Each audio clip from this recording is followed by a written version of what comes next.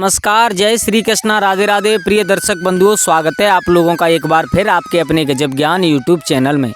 एक बार भगवान नारायण क्षीर सिंधु में शेष शैया पर लेटे हुए थे। मैया लक्ष्मी उनकी सेवा कर रही थी, उनके पैर दबा रही थी। तो पैर दबाते दबाते मैया लक्ष्मी के दिमाग में एक बात आई। माँ लक्ष्मी ने भगवान नारायण से प्रश्न कर दिया। बोले, प्रभु मेरे दिमाग में दो प्रश्न चल रहे हैं, क्या आप उनके उत्तर दे करके मुझे संतुष्ट कर सकते हो? भगवान नारायण कहने लगे, कहो लक्ष्मी, तुम क्या पूछना चाहती हो? कौन से प्रश्न है तुम्हारे दिमाग में? हम तुम्हें उत्तर दे करके तुम्हें संतुष्ट जरूर करेंगे। तो मैया लक्ष्मी ने भगवान नारायण से कहा, प्रभु मेरा प्रश्न पहला तो ये है कि नसीब का खेल क्या होता है? ये नसीब का खेल क्या होता है? और दूसरा प्रश्न ये है कि क्या इंसान अपना नसीब खुद अपने हाथों से लिख सकता है? भगवान नारायण कहने लगे, हाँ लक्ष्मी, इंसान अपना नसीब अपने हाथों से जरूर लिख सकता है।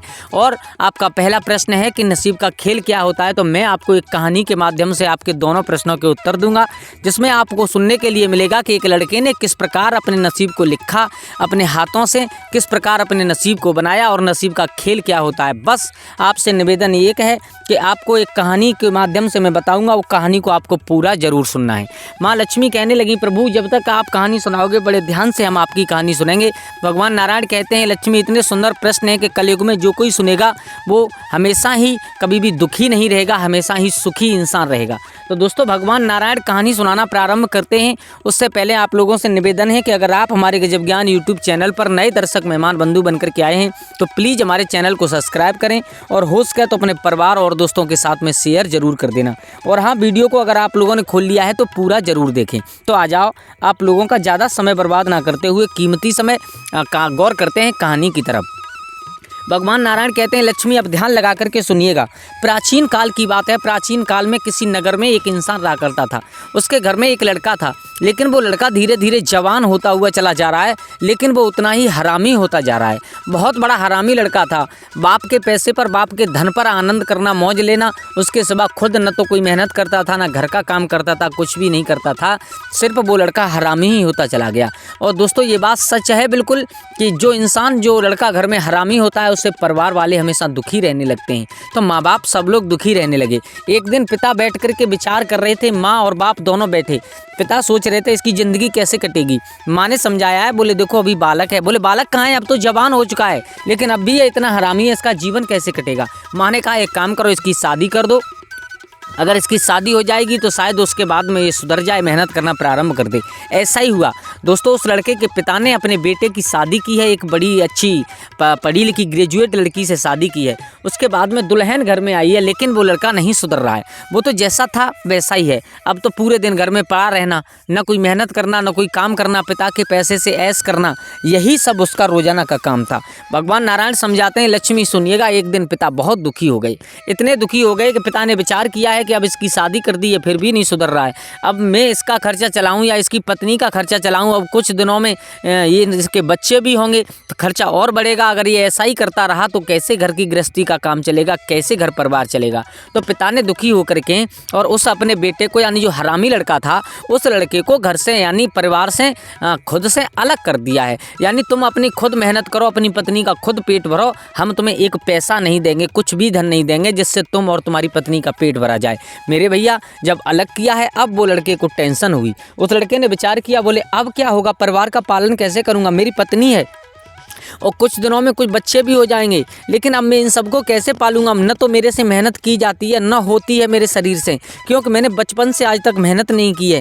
तो पत्नी ने कहा, बोले एक काम करो, अपने नगर के जो राजा हैं उन राजा के पास में पहुंच जाइएगा, वहां पर आपको कुछ ना कुछ काम जरूर मिल जाएगा। भगवान नारायण समझाते हैं, लक्ष्मी सुनिएगा, जब वो लड़का पत्नी की बात मान करके उस नगर का जो राजा था उस राजा के पास में पहुंच जाता है। और जब राजा के पास पहुंचा, राजा ने देखा, बोले कहाँ से आए हो? बोले महाराज हम आपके ही नगर के, आपकी ही प्रजा के रहने वाले हैं। बोले क्यों आए हो? बोले महाराज हम कोई काम करना चाहते हैं, नौकरी करना चाहते हैं आपके यहाँ पर। उस राजा ने कहा, क्या काम करोगे तुम? तो उस लड़के ने कहा, महाराज मैं वो काम करूँगा जो आपके यहाँ पर कोई नहीं कर पाए, कोई नहीं कर सके, मैं उस काम को करूँगा। अच्छा? बोले हाँ। बोले तुम तनख्वाह क्या लोगे? बोले हम कुछ तनख्वाह नहीं लेंगे, सिर्फ और सिर्फ हमें 1 लाख टका रोज चाहिए। क्या? बोले हाँ। बोले इतनी बड़ी कीमत? बोले हाँ इतनी बड़ी कीमत चाहिए, लेकिन हम काम भी वो करेंगे जो तुम्हारे यहाँ पर कोई नहीं कर पाए। राजा के पता नहीं क्या समझ में आया, राजा ने उसे अपने घर पर रख लिया। भगवान नारायण समझाते हैं लक्ष्मी अब सुनिएगा ध्यान लगा करके।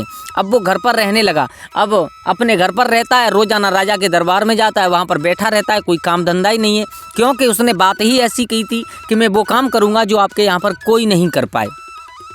अब सब काम होता चला जा रहा है रोजाना, लेकिन उसके काम के लिए कोई काम ही नहीं निकल रहा है जो वो करे। अब तो विचार करने लगा, बोले नौकरी भी लग गई, काम भी कुछ करना पड़ नहीं रहा है, अब तो ठीक है, बहुत आनंद की ज़िंदगी कट रही है। दोस्तों एक दिन क्या हुआ कि उसी राजा के नगर में कहीं से एक आदमखोर शेर आ जाता है, और जब आदमखोर शेर आया उसने राजा की प्रजा में से कुछ लोगों को मार दिया, कुछ को खा गया, यानी पूरी प्रजा एकदम घबरा गई है। राजा ने अपने सैनिकों से कहा उस आदमखोर शेर को या तो पकड़ करके लाइए उसे या फिर उसे मार दीजिएगा। मेरे भैया सैनिक गए हैं, लेकिन सैनिकों की इतनी पेश नहीं गई कि उस आदमखोर शेर को पकड़ सकें या मार सकें। अब राजा को ध्यान आया कि हम किसी को तनख्वाह देते हैं 1 लाख टका, इतनी बड़ी तनख्वाह देते हैं, काम कुछ करता नहीं है, लेकिन जिस दिन भर्ती हुई थी उस दिन उसने ये बात कही थी कि हम वो काम करेंगे जो कोई नहीं कर पाए। उस लखटकिया को बुलाया गया, बोले तुम आओ। अब उस लड़के ने कहा है कहो महाराज। बोले आपको वो आदमखोर शेर हमारे नगर में घुस गया है, कई दिन हो गए, उसने हमारी प्रजा को बहुत से लोगों को मार दिया है, आप उसको या तो पकड़िएगा और या उसे मारिएगा। अब उस लड़के ने विचार किया, बोले इतने दिन से हम आराम की बैठ करके खा रहे थे, लेकिन अब क्या करें, अब तो हमारी ज़िंदगी के भी लाले पड़ जाएंगे। अब वो लड़का विचार करने लगा, बोले महाराज ठीक है, कोई बात नहीं है, कल आपके सामने उस शेर को पकड़ करके ला देंगे जिंदा, हम मारेंगे नहीं उसे। इतना कह करके वो लड़का अपने घर पहुंच जाता है। भगवान नारायण कहने लगे लक्ष्मी सुनिएगा ध्यान लगा करके। अब लड़के का चेहरा उतरा हुआ है, उसने कहा अगर शेर नहीं पकड़ा गया, अगर मैंने उस शेर को नहीं पकड़ा तो राजा मुझे फांसी पर लटका देंगे। पत्नी ने देखा, पत्नी ने कहा आज क्या आप दुखी क्यों हो? सारा हाल बताया। बोले आज तक तो हम आनंद के साथ में बैठ करके राजा से नौकरी लेते रहे, लेकिन आज हमारी जान पर बीत आई है। बोले क्यों? सारा हाल बताया। बोले जो नगर में आदमखोर शेर आ गया है, उस शेर को पकड़ने के लिए कहा है। पत्नी ने कहा आप चिंता ना करो, कोई ना कोई अकल जरूर निकालेंगे। दोनों पति पत्नी बैठ करके काफ़ी देर विचार करते रहे। फिर एकदम उस लड़के ने कहा, बोले एक काम करते हैं। बोले क्या? कि अगर हम और आप इस यहाँ पर रहेंगे तो सुबह राजा हमको ही पकड़वा करके फांसी पर चढ़वा देगा, इसलिए एक काम करते हैं, रात के अंधेरे में यहाँ से निकल चलते हैं, कहीं दूसरे राजा के राज्य में जा करके अपने जीवन का गुजारा करेंगे। पत्नी ने कहा ठीक है, मरने से अच्छा तो यही है कि हम यहाँ से इस नगर को छोड़ करके ही चले जाएँ। मेरे भैया संध्या के समय दोनों बैठे बातें कर रहे थे कि हम आज रात्रि में आधी रात के समय यहाँ से निकल जाएंगे, अपना अपना जो कुछ भी सामान था उन सबको पैक किया है। बोले अब इस नगर में लौट करके नहीं आना है मेरे भैया। लेकिन तब तक कहते हैं ना, विधि के विधान को कोई मैट नहीं सकता है। घर से बाहर द्वारे पर पति पत्नी बैठे हुए थे, लेकिन तब तक क्या हुआ कि वही आदमखोर शेर उसने एक कुत्ते को रौंदा है, यानी उस कुत्ते को दौड़ाया है उसको पकड़ने के लिए, और वो कुत्ता दौड़ता हुआ भागता हुआ चला गया, जो उसी लड़के का जो घर था उस घर में कमरे में अंदर चला जाता है, और उसके पीछे पीछे उस कुत्तों के दौड़ाता हुआ और वो शेर भी अंदर चला जाता है। अब एकदम वो लड़का भाग करके गया, जब शेर अंदर घुसा तो उसने घर का दरवाज़ा बंद कर दिया। अब शेर घर में बंद हो गया। अब पत्नी से कहा अब भागने की कोई ज़रूरत नहीं है। बोले क्यों? बोले राजा ने कहा था हमसे कि शेर को पकड़ लें हम, तो हमने अपने घर में शेर को बंद कर दिया है, अब राजा आकर के सुबह इसे ले जाएंगे। बोले ठीक है। मेरे भैया भगवान नारायण समझाते हैं लक्ष्मी सुनिएगा ध्यान लगा करके। अब वो लड़का अपनी चारपाई द्वारे पर बिछा करके आराम से लेट करके सारी रात्रि विश्राम किया है, सोया है। उसके बाद सुबह हुआ तो राजा ने कुछ नौकरों को भेजा, बोले जाओ देख करके आओ क्या उस लकटकिया ने जो 1 लाख टका लेता है हमसे तनख्वाह, क्या उसने शेर को पकड़ा या नहीं पकड़ा।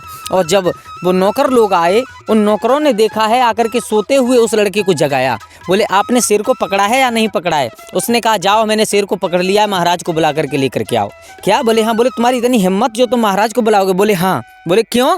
बोले तुम्हारी औकात नहीं है जो तुम शेर को रोक सको या पकड़ सको, मैंने शेर को कमरे में बंद किया है, अब तो राजा खुद आकर के इसे यहाँ से ले जाएंगे। नौकर दौड़ते हुए पहुंचे हैं राजा के पास, सारा हाल बताया। बोले महाराज उसने तो ऐसे ऐसे बोल दिया है। क्या? बोले हाँ, वो कहता है कि उसने अपने घर में शेर को बंद कर लिया है। राजा तुरंत अपने सैनिकों को लेकर के दौड़ते हुए आए। भगवान नारायण समझाते हैं लक्ष्मी सुनिएगा, जब आए उसको उठाया है चारपाई से, उसने उठ करके राजा को सम्मान दिया, चारपाई पर बैठाया। राजा ने कहा हम बैठेंगे नहीं, ये बताओ वो शेर कहाँ है? बोले महाराज वो कमरे में बंद है और आप जब चाहो उसे ले जा सकते हो, उससे पहले आप बैठिएगा, हम आपका सम्मान करेंगे। मेरे भैया चारपाई पर बैठा करके सम्मान सम्मान किया। उसके बाद में कहा है अब इस कमरे को आप कहो तो खोल दें हम, इसमें अंदर शेर है। जब रोशनदान से झांक करके देखा तो वास्तव में उस कमरे में शेर था। मेरे भैया राजा ने कुछ सैनिकों को द्वारे पर लगा करके जाल बिछा करके उस शेर को पकड़वा लिया है, पकड़वा करके अपने यहाँ पर जो बंदी गृह था उसमें डलवा दिया है। अब तो उस लड़के की और ज़्यादा बूझ होने लगी। अब सब लोग विचार करने लगे हैं, बोले हमारे यहाँ पर जो लकटकिया है वो तो बहुत बड़ा बलवान है, उसे कहाँ राजा की सेना शेर को नहीं मार पाई, उस आदमखोर शेर को पकड़ नहीं पाई, और उस लड़के ने अकेले ने कमरे में बंद कर दिया। वो तो बहुत बड़ा बलवान है, बहुत बड़ा उसका दिमाग तेज है। सब लोग अब तो बहुत सम्मान करने लगे हैं। राजा ने उसकी तनख्वाह बढ़ा करके डबल कर दी है। भगवान नारायण कहते हैं लक्ष्मी सुनिएगा, जब उसकी तनख्वाह बढ़ा करके डबल कर दी अब तो वो और आनंद के साथ में रहने लगा। अब तो उसके पास में कोई काम ही नहीं है, पूरे दिन आनंद के साथ में घूमता है इधर उधर सा, और रोजाना शाम को अपनी तनख्वाह लेकर के घर आता है। आनंदमय जीवन व्यतीत होने लगा। लेकिन धीरे धीरे समय निकला है तो कुछ समय बाद जो पड़ोसी राजा था, उस पड़ोसी राजा ने उसके नगर पर आक्रमण किया है। आक्रमण करने के लिए आया, एक चिट्ठी लिख करके भेजी है उस राजा को, या तो आप हमसे युद्ध करो अन्यथा आप हमें इतना कर दे दीजिएगा। भगवान नारायण कहते हैं लक्ष्मी सुनो, अब जब सब मंत्री जो सेनापति लोग थे उनसे मशवरा किया गया, उनसे सलाह ली गई, तो सबने कहा महाराज हमारी सेना बहुत कम है और हम उस राजा की सेना के सामने टिक नहीं सकते। अब क्या करें, अब तो राजी बाजी से उसकी बात मान करके उसे कर दे देना चाहिए। मेरे भैया तब राजा को ध्यान आया है, बोले हमारे यहाँ पर एक बहुत बड़ा बलवान इंसान रहता है, जिसने अकेले इंसान ने उस आदमखोर शेर को पकड़ लिया था, तो उस इंसान को ही इस सेना से क्यों नहीं लड़ाया जाए। मेरे भैया उस लकटकिया को दोबारा बुलाया गया। बोले आज तुम्हारे लिए एक काम फिर आया है। उसने कहा कहो महाराज क्या काम है। बोले हमारे नगर से 1 मील दूर पर उस जो पड़ोसी नगर है उसकी सेना पड़ी हुई है और उस सेना को आपको उस सेना से युद्ध करना है। क्या? बोले अकेले। बोले हाँ अकेले, क्योंकि तुमने ही तो कहा था कि जो कोई काम ना करे उसे आप अकेले करोगे। मेरे भैया अब क्या था, अगर तुमने उस सेना से युद्ध नहीं हुआ तो उस राजा को तो हम कर दे देंगे, लेकिन तुम्हें सुबह फांसी पर जरूर चढ़ा देंगे। मेरे भैया वो इतना कह करके वो बेचारा फिर घर आ गया। घर आकर के आज तो रोने लगा है। पत्नी ने कहा महाराज आज क्यों रो रहे हो, आज क्या चक्कर है? बोले उस दिन तो नसीब के, उस दिन तो भाग्य के अनुसार वो शेर अपने आप चल करके घर में आ गया था, जिससे हमारी जान बच गई। लेकिन आज क्या करें, आज तो वो राजा की सेना है, उससे हम युद्ध कैसे करेंगे? वो स्त्री कहने लगी है आप रो ना, अगर भगवान हमें बचाना चाहते होंगे तो कोई ना कोई अकल जरूर बताएंगे। उसने कहा पत्नी से, बोले अब कोई अकल नहीं है और ना हमारी इतनी औकात है, ना हमारी हिम्मत है जो हम इतनी बड़ी सेना से युद्ध कर सकें। इससे अच्छा तो यही है कि हम और आप इस नगर को छोड़ करके यहाँ से निकल चलें, जो कहीं दूसरे नगर में जा करके और वहाँ पर अपना जो जैसे भी है अपना पेट पालेंगे और तुम्हारा पालन करेंगे। मेरे भैया अब क्या था, उन्होंने रात्रि के समय ही निकलना उचित समझा। अपना जो कुछ भी सामान था उसे बांध बूंद करके तैयार हुए।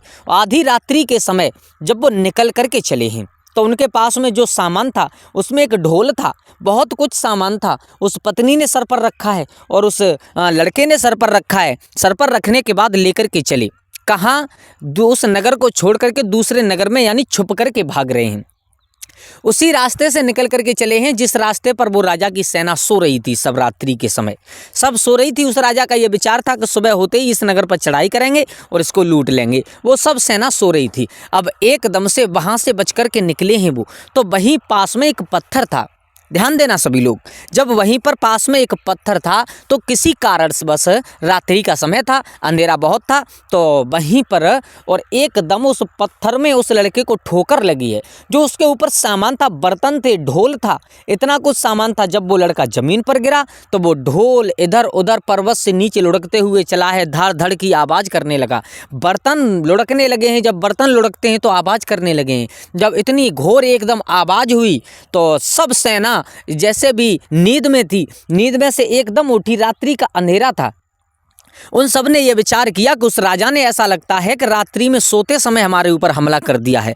तो सब लोगों ने एकदम अपने अपने हथियार उठाए और वही सब लोग आपस में लड़ने लगे हैं। मेरे भैया भगवान नारायण समझाते हैं, लक्ष्मी ध्यान दे करके सुनना, उस घोर आवाज़ से वो सब सेना आपस में ही लड़ करके मरने लगी है। धीरे धीरे जब लड़ते लड़ते सब सेना मर जाती है, तब तक भोर हो चुका था। जब उस लड़के ने सुबह देखा है, क्या देखा है कि सब सेना आपस में ही मर गई है। वो राजा था, वो राजा भाग गया है। तो उसने कहा एक काम करो, अपनी पत्नी से तुम नगर में जाओ और नगर में जा कर के आराम से घर पर रुको, अगर कोई पूछने के लिए आए तो उनको यहाँ पर भेज देना। इतना कह करके पत्नी को तो घर की तरफ वापस कर दिया है। बोले ये होता है नसीब का खेल। सुनिएगा लक्ष्मी, ध्यान लगा करके। पत्नी को वापस किया है और उस लड़के ने क्या किया है कि सबकी लाश उठा उठा करके एक के ऊपर एक और लाश रखता चला गया। उन सब लाशों का चट्टा बना करके उसके ऊपर जा करके आराम से लेट गया है, सो गया है। अब पत्नी जब घर आई, घर पर आकर के पत्नी जैसे ही काम धंधा जो कुछ भी था करने लगी है, तो राजा ने सैनिकों को भेजा है। बोले उस लकटकिया को देख करके आओ, क्या वो सेना से लड़ने के लिए गया या नहीं गया। तो सैनिक आए, सैनिक ने आकर के उस पत्नी से कहा, कहो बहन तुम्हारे पति कहाँ हैं, क्या वो उस सेना से लड़ने के लिए गए या नहीं गए। तो उस बहन ने कहा है, बोले तुम्हारी आंखों में शर्म नहीं आती है, हैं? मेरे पति अकेले पूरी रात्रि हो गई उनसे लड़ते लड़ते सेना के सामने। अब पता नहीं है वो सेना इतनी है, मेरे पति अकेले हैं, कैसे जीत पाएंगे, क्या करेंगे, और तुम लोग भी उनके साथ चले जाते तो क्या हो जाता। पत्नी ने उल्टा जवाब दिया है। भगवान नारायण कहते हैं, लक्ष्मी सुनो, अब जब राजा से कहा है तो राजा ने सैनिकों को भेजा है। बोले जाओ देख कर के आओ, बोलो मर गया या उसने किसी को मार दिया। मेरे भैया जब सैनिक गए तो दूर से क्या देखा है कि लाशों का ढेर लगा हुआ है और उस लाशों के ढेर पर वो लड़का आराम से पैर पर पैर रख करके लेटा हुआ है। मेरे भैया सैनिक देख करके पसीना आ गया और सैनिकों ने विचार किया, बोले ये तो बहुत बड़ा बलवान है। दौड़ करके आए राजा के पास, पैरों में गिर पड़े। बोले महाराज माफ़ करना। बोले क्यों, क्या हुआ। बोले तुम्हारे अकेले लकटकिया ने उस सब सेना को मार दिया है और उन सेना के ऊपर आराम से लेटा हुआ है। बोले क्या। बोले हाँ। अब राजा तुरंत दौड़ता हुआ गया और राजा ने जाकर के देखा है तो आराम से पैर पर पैर रख करके लाशों के ढेर पर सो रहा है। जगाया, बोले बेटा तुमने इतना अच्छा काम किया है जो हमारी पूरी सेना नहीं कर पाई, वो तुमने अकेले ने कर दिया है। राजा उसको लेकर के आया, उसकी तनख्वाह बढ़ाई गई। तनख्वाह बढ़ाने के बाद में राजा की जो एक लड़की थी बहुत सुंदर, उसका विवाह उसके साथ में कर दिया गया, आधा राज्य दे दिया गया। भगवान नारायण समझाते हैं, लक्ष्मी नसीब का खेल ये होता है कि अगर इंसान का नसीब साथ देने लगे तो हर अगर बुरा काम भी अच्छा होने लगता है। अगर नसीब साथ देने लगे तो इंसान की किस्मत, इंसान का समय अपने आप बदल जाता है। और दूसरी बात, अगर इंसान, दूसरा आपका ये प्रश्न था कि क्या इंसान अपने हाथों से अपना नसीब लिख सकता है, तो बोले हाँ, जैसा इंसान कर्म करता है उसको वही फल मिलता है। फिर बाद में कहते हैं कि ये हमारे नसीब में था, ऐसा कुछ नहीं है। इंसान जैसे कर्म करेगा उसका नसीब वैसा ही लिखा जाएगा। तो दोस्तों कैसी लगी आप लोगों को हमारी ये कहानी। अगर अच्छी लगी हो तो प्लीज़ हमारे चैनल को सब्सक्राइब करें, हो सके तो अपने परिवार और दोस्तों के साथ में शेयर करें। धन्यवाद।